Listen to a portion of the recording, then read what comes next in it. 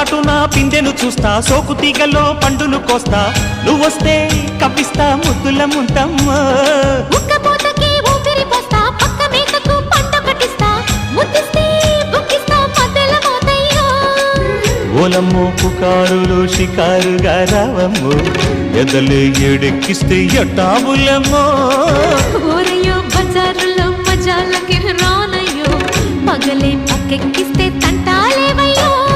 మిట్టిల మీదున్న మిస్సమ్మయ్య సంటే వడ్డీలతో పాటు ఒళ్ళోకి వస్తుంటే